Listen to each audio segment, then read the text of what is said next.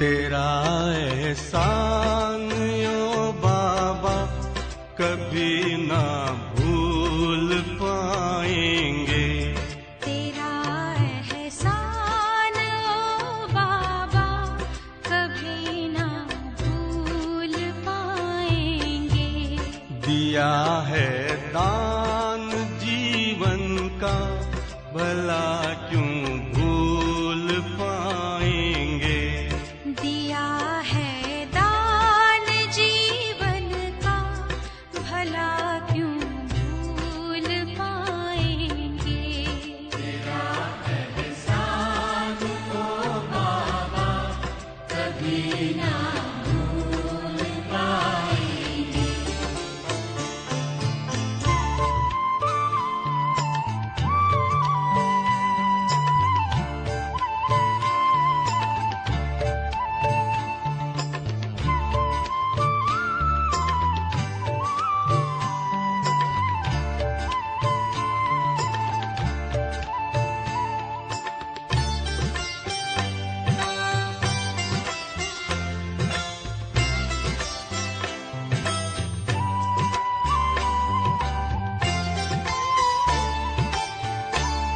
चली थी आंधियां काली फंसी मझदार थी नैया।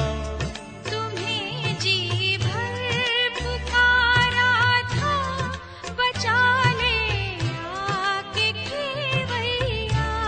बचा ले आके खेवैया।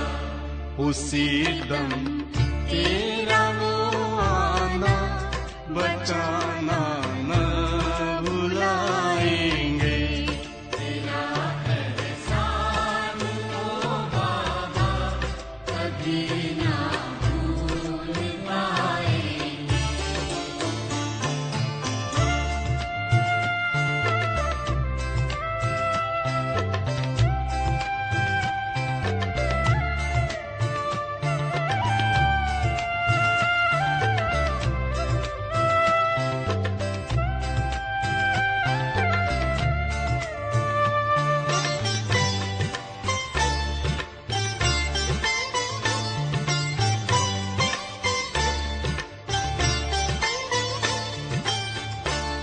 वो भी क्या बादशाहत थी गगन धरती हमारे थे।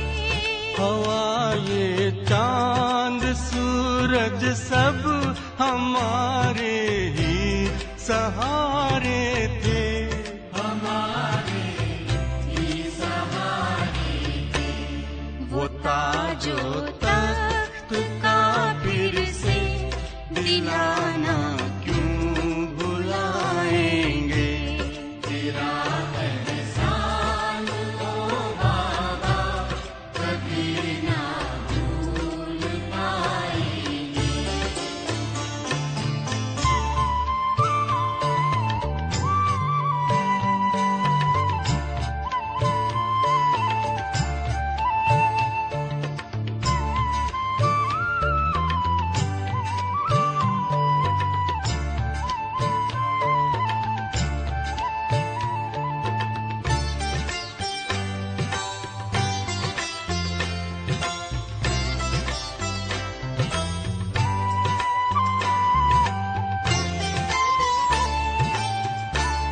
हमारे सिर पे यूं हरदम रहे ये हाथ रहमत का। सदा हंसता रहेगा ये सितारा अपनी किस्मत का। सितारा अपनी किस्मत का। जो धड़कन में समाया हो उसे क्या भूल पाएंगे। तेरा एहसान ओ बाबा कभी ना भूल पाएंगे। दिया है दान जीवन का भला क्यों भूल पाएंगे। तेरा एहसान ओ बाबा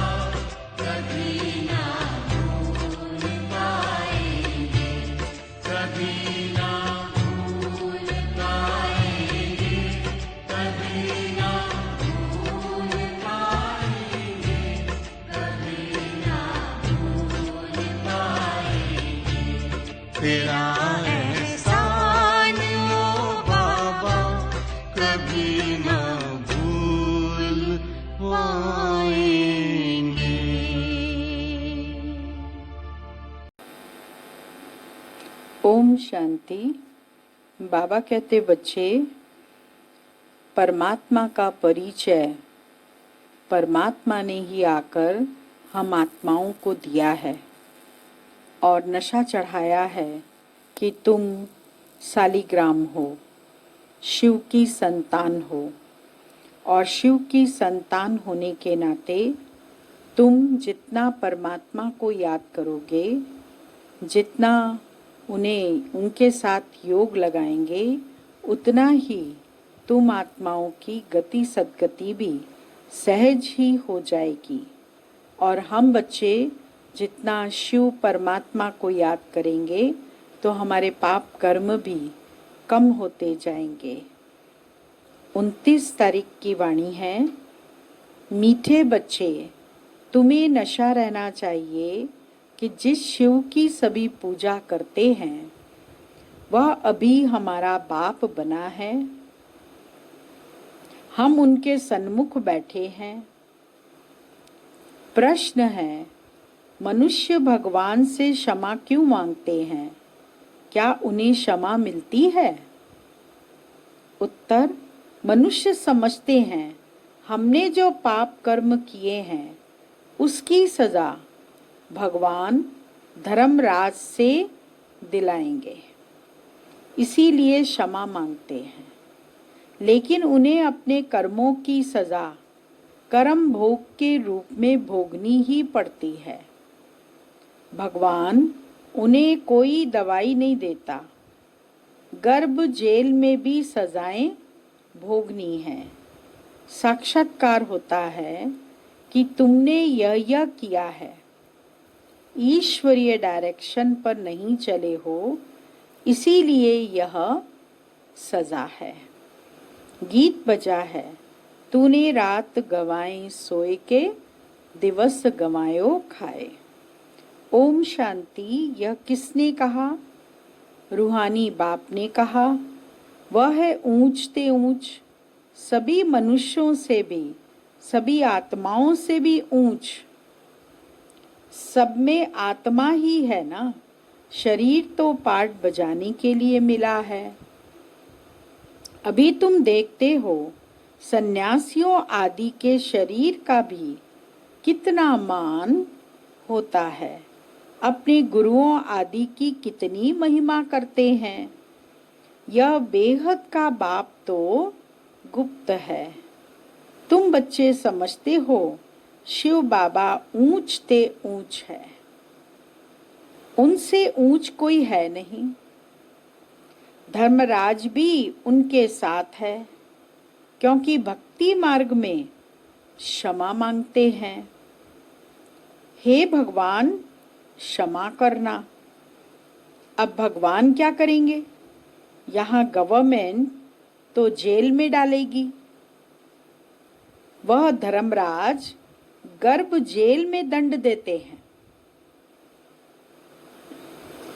भोगना भी भोगनी पड़ती है। अब भगवान क्या करेंगे? यहाँ गवर्नमेंट तो जेल में डालेगी और वह धर्मराज गर्भ जेल में दंड देते हैं, जिसको कर्म भोग कहा जाता है।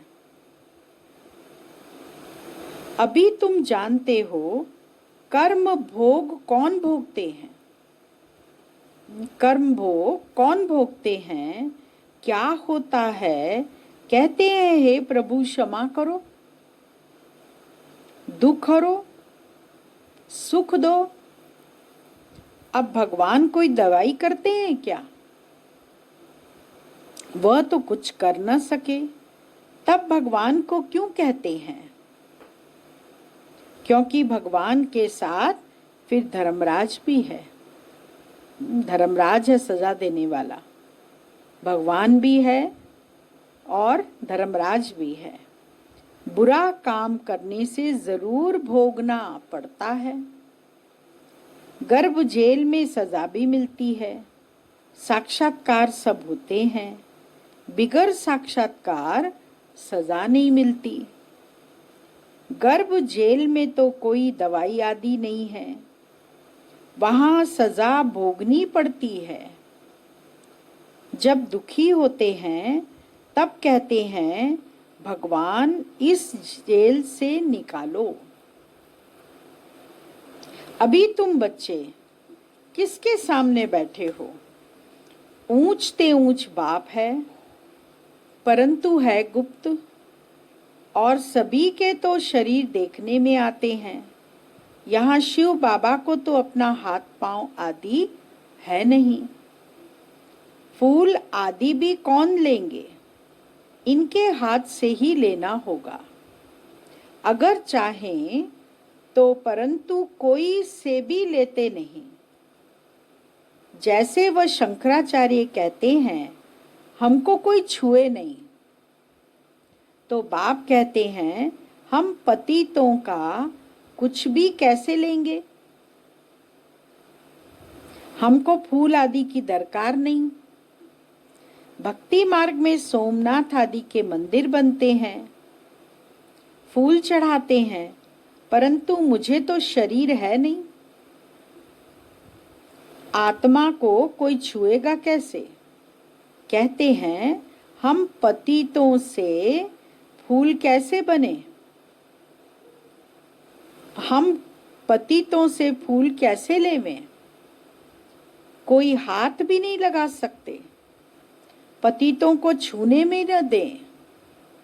आज बाबा कहते कल फिर जाकर नरकवासी बनते हैं। ऐसे को तो देखे भी नहीं। बाप कहते हैं मैं तो ऊंच ते ऊंच हूं। इन सब सन्यासियों आदि का भी ड्रामा अनुसार उद्धार करना है। मुझे कोई जानता ही नहीं।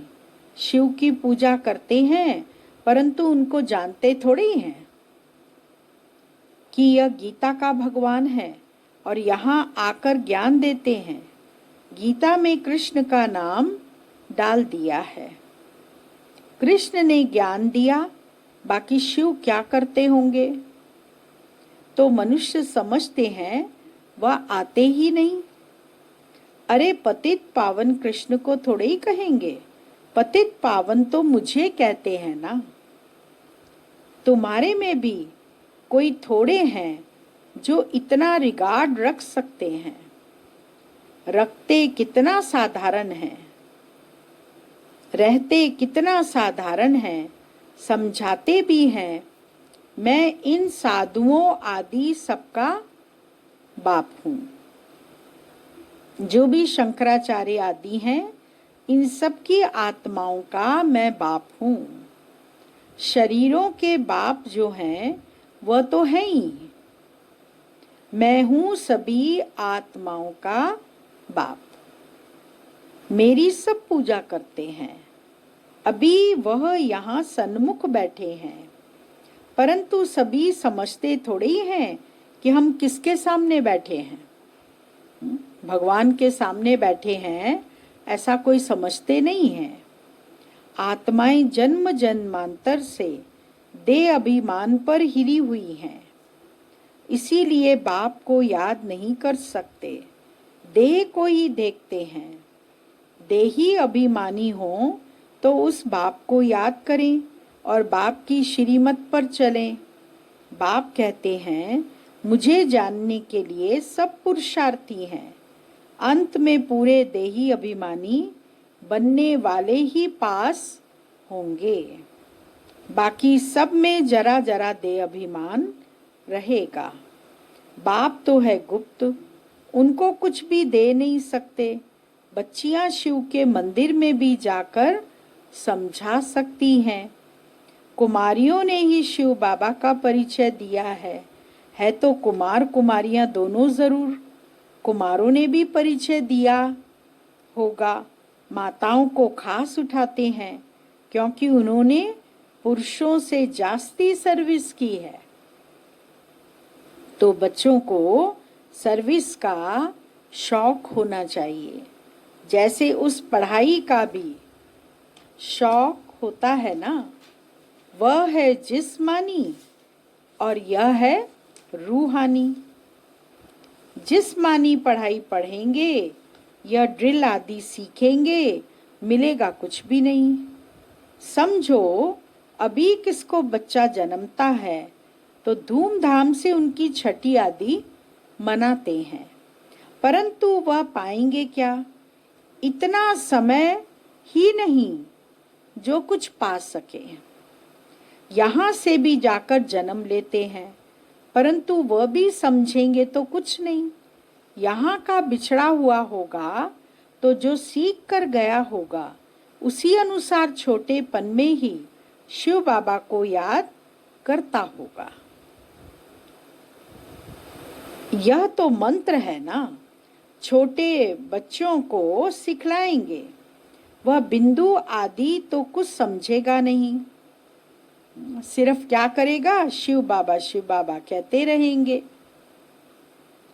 शिव बाबा को याद करो तो स्वर्ग का वर्षा पाएंगे, ऐसे उनको समझाएंगे तो वह भी स्वर्ग में आ जाएंगे। परंतु उच्च पद नहीं पा सकेंगे, ऐसे बहुत बच्चे आते हैं, शिव बाबा कहते रहते हैं, फिर अंतमति सो गति हो जाएगी। यह राजधानी स्थापन हो रही है, अब मनुष्यों की पूजा करते हैं, परंतु जानते थोड़ी हैं। जैसे छोटा बच्चा शिव शिव कहते हैं, समझते नहीं। यहाँ भी पूजा करते हैं, परंतु पहचान कुछ भी नहीं। तो उनको बतलाना चाहिए, तुम जिसकी पूजा करते हो वही ज्ञान का सागर, गीता का भगवान है, वह हमको पढ़ा रहे हैं। इस दुनिया में और कोई मनुष्य नहीं जो कह सके कि शिव बाबा हमको राजयोग पढ़ा रहे हैं। यह सिर्फ तुम जानते हो, सो भी भूल जाते हो। भगवानोवाच है, मैं तुमको राजयोग सिखाता हूँ। किसने कहा? भगवानोवाच है, काम महाशत्रु है, इस पर जीत पहनो, पुरानी दुनिया का सन्यास करो। तुम हठयोगी हद के सन्यासी हो, वह है शंकराचार्य, यह है शिवाचार्य, वह हमको सिखलाते हैं। कृष्ण आचार्य नहीं कह सकते, वह तो छोटा बच्चा है। सतयुग में ज्ञान की दरकार नहीं रहती। जहाँ जहाँ शिव के मंदिर हैं, वहाँ तुम बच्चे बहुत अच्छी सेवा कर सकते हो। शिव के मंदिरों में जाओ, माताओं का जाना अच्छा है, कन्याएं जाएं तो उससे अच्छा है। अभी तो हमको बाबा ने राजभाग देना है, बाप हमको पढ़ाते हैं, फिर हम महाराजा महारानी बनेंगे। ऊंच ते ऊंच बाप ही है, ऐसी शिक्षा कोई मनुष्य दे ना सके। यह है ही कलयुग, सतयुग में था इनका राज्य। यह राजा रानी कैसे बने? किसने राजयोग सिखलाया? जो सतयुग के मालिक बने, जिसकी तुम पूजा करते हो, वह हमको पढ़ाकर सतयुग का मालिक बनाते हैं। ब्रह्मा द्वारा स्थापना, विष्णु द्वारा पालना, पतित प्रवृत्ति मार्ग वाले ही पावन प्रवृत्ति मार्ग में जाते हैं। कहते भी हैं बाबा, हम पतितों को पावन बनाओ, पावन बनाकर यह देवता बनाओ। वह है प्रवृत्ति मार्ग। निवृत्ति मार्ग वालों का गुरु बनना ही नहीं है। जो पवित्र बनते हैं उनके गुरु बन सकते हैं। ऐसे बहुत कंपेनियन भी होते हैं, विकार के लिए शादी नहीं करते हैं। तो तुम बच्चे ऐसी ऐसी सर्विस कर सकते हो। अंदर में शौक होना चाहिए। हम बाबा के सपूत बच्चे बन क्यों ना जाकर सर्विस करें, ज्ञान सुनाए जाके। पुरानी दुनिया का विनाश सामने खड़ा है। अब शिव बाबा कहते हैं, कृष्ण तो हो न सके। वह तो एक बार सतयुग में होगा, दूसरे जन्म में वही फीचर्स, वही नाम थोड़े ही होगा। 84 जन्म में 84 फीचर्स। कृष्ण यह ज्ञान किसको सिखला न सके?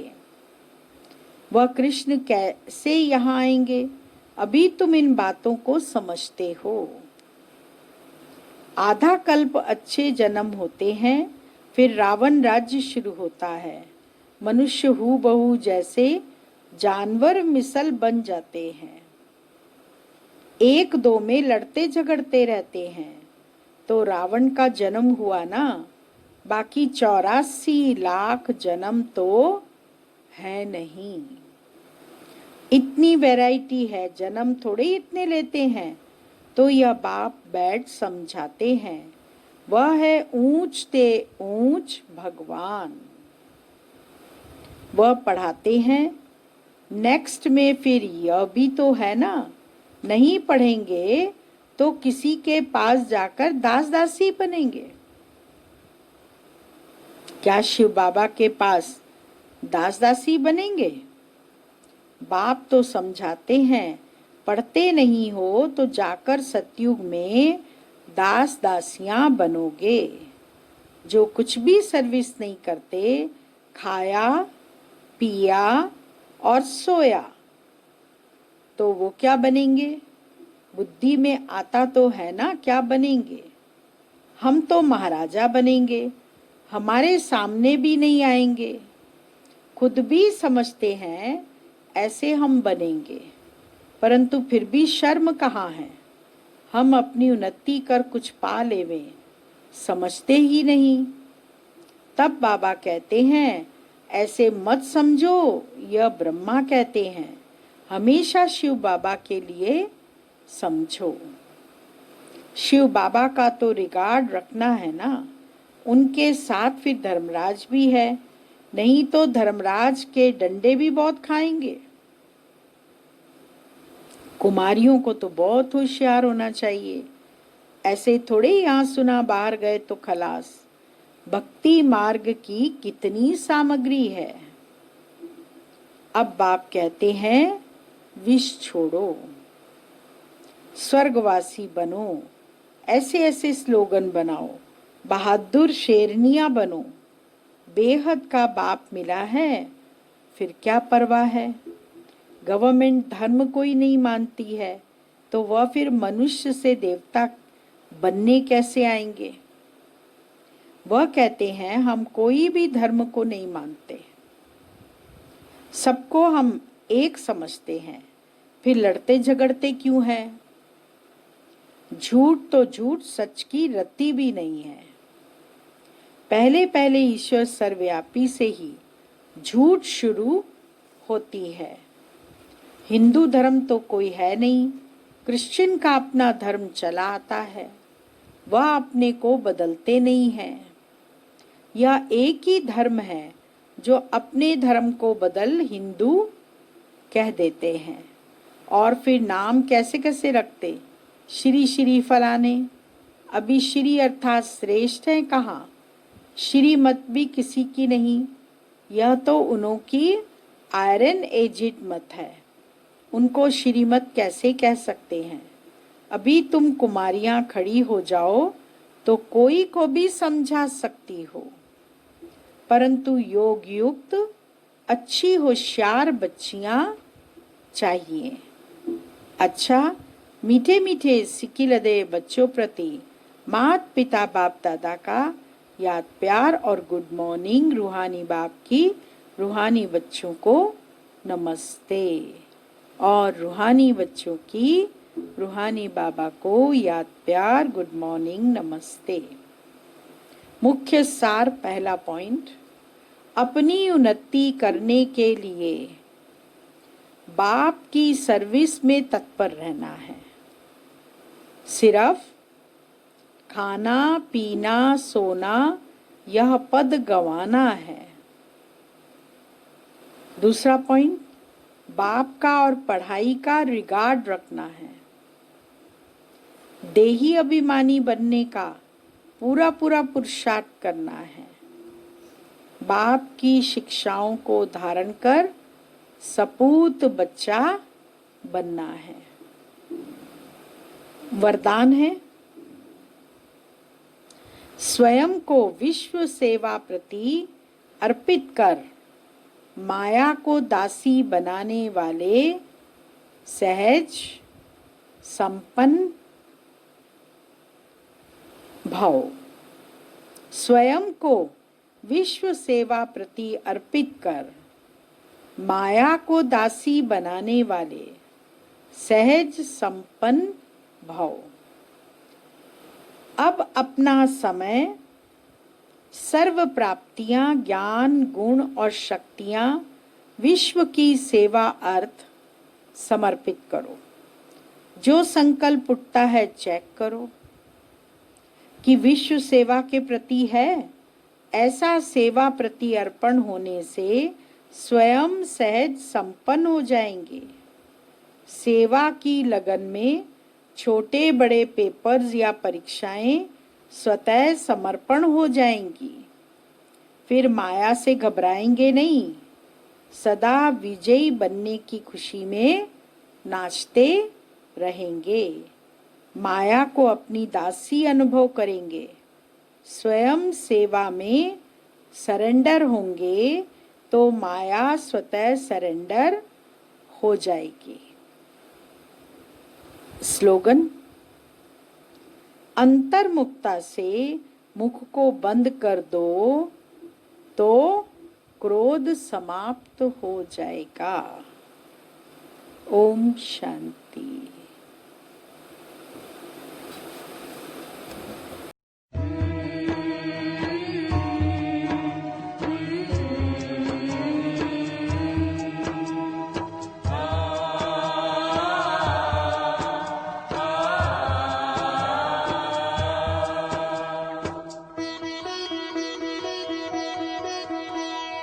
आत्माओं सुन लो शिव का ये